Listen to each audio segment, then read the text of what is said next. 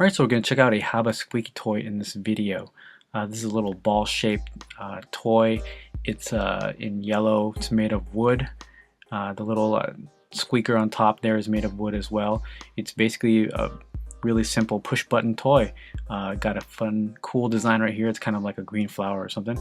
And you push in the actual green little button there, and it makes a sound. Really simple. Wood, eco-friendly, and right here you can hear the sound of the actual squeak toy.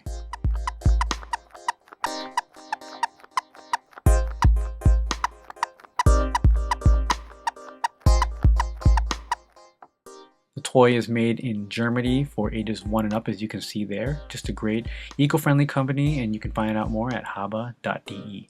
That's it for this Haba Squeaky toy. Thanks for watching. YouTube/Pete